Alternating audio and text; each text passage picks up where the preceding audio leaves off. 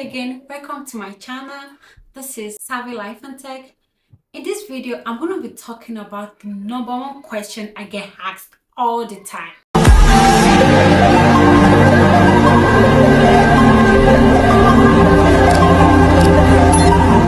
You can watch my previous video where I unveiled my enthusiasm about tech. So let's get started.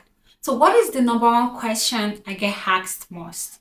I've had a lot of people send me messages or email, even calls, asking me, how do I travel to United States for my fully funded graduate studies? Whether in computer science, whether in chemistry or any other related field, in STEM. STEM stands for science, technology, engineering, and mathematics.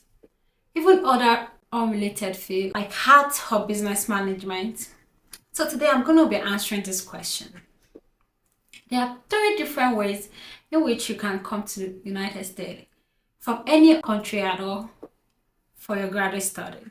Number one way I know that you can come to the United States for your graduate studies is through graduate research assistantship. With graduate research assistantship, you come to the United States with the help of a supervisor or an advisor. You work with your supervisor and you publish paper at a conference or a journal. And that is with the help of your supervisor or your advisor. How do you get a graduate research assistantship? Number one, the first thing I tell people is to know what you need. You need a passport, trust me, because you cannot travel without a passport. You need a transcript from your college or your undergraduate university. You need a CV. You need to present yourself in a professional way. And you have to sell yourself to whoever you're going to be reaching out to for a research assistantship. Another thing you need is your publication. This is not very important, but at least you need to use everything you have to get what you want. If you have a publication, maybe a research material or whatever materials you've published online that you know aligns with what you're trying to study or with your course of study. You might need to write exams such as GRE exam or TOEFL or IELTS. What are these exams? These exams are just basic tests of your knowledge in English or mathematics. Not all schools require GRE or IELTS, but to have a higher chance of getting a research assistantship, you might consider doing it. I actually did it myself. Not all school requires it anymore after COVID. You need your SOP. Your SOP is your statement of purpose. What are you going to do with all this? With the SOP, transcript, your CV, your research publication. Now, this is what you want to do.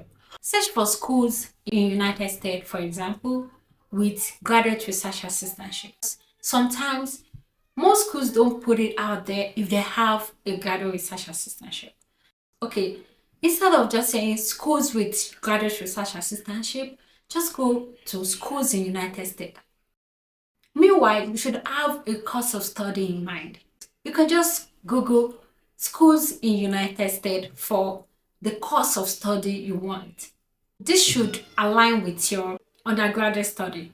After you have the list of your intended school, someone with engineering background, maybe you studied electrical engineering in your undergraduate, you want to switch to maybe computer science, for example. These fields are related. You're wondering, would I get funded GRE because I don't have a background in computer science, because now you want computer science?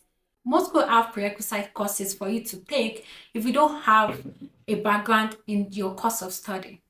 Your point of contact in this situation is the advisor, because these advisors have funded research they want students to participate or take part in. So they are recruiting students to work for them. I mean, this takes a lot of time, but it is worth it. Now, you have a research interest in mind, what you want to do, because this part is important. Whatever research area you choose will be what you'll be doing. So you need to be careful what you choose. You need to love what you are choosing. You need to have passion for what you choose, because you don't want to get stranded along the way. So with your research interest in mind, you take a look at the professors in that school. Each professor will tell you on their website what they are working on.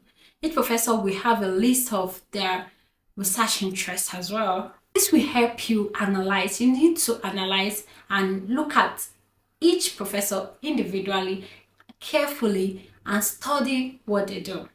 The professor will put their email out there for you. That is how you get their email. Now, I'm going to show you how to find a potential advisor's email, research interest, and the school program assistant.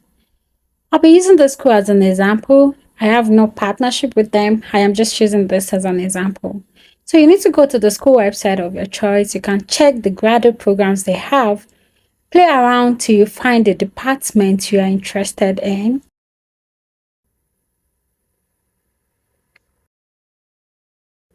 In this case, I am looking at their computer science department.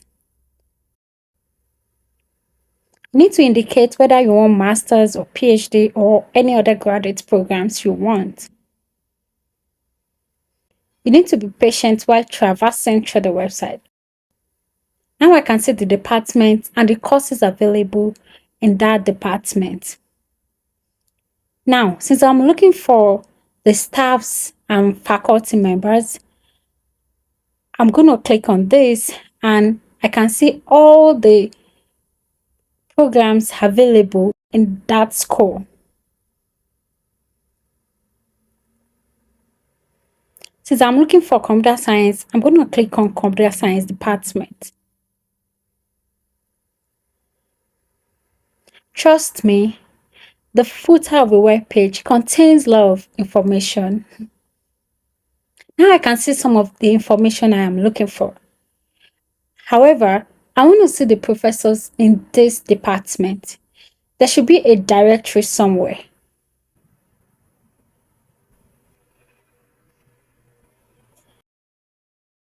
Haha, found it. Yes, this is it. Now, I can see all the professors in the computer science department. Let me pick one of these professors to show you their research interests. See, they will tell you their research interest. If you're interested in data science, this is the person for you. Let's choose someone else. If you're interested in bioinformatics, this is a professor for you. If you're interested in security and privacy, this is someone for you.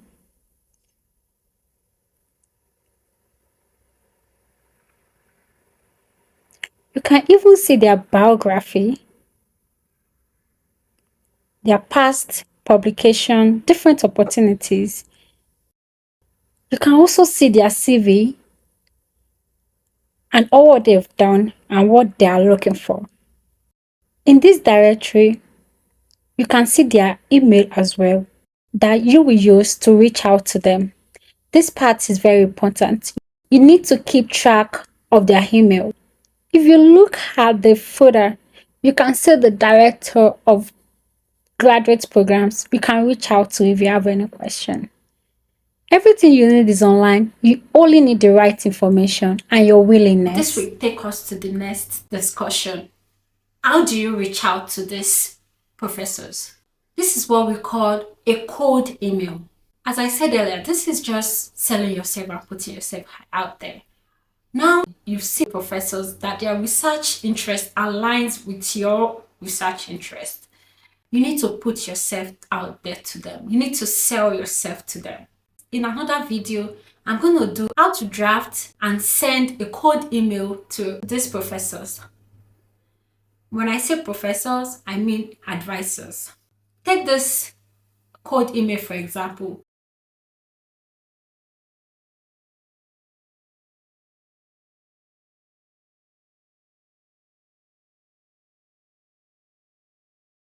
In your cold email, you need to give them a genuine reason why you want to work for them.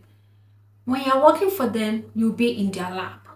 Each professor has a lab, or let me say laboratory, where their research is being carried out. So you need to tell them why you want to work in their lab and why you want to work for them. You need to tell them why you're passionate about your research interest and what makes you the best candidate. Another question is, what makes you the best candidate?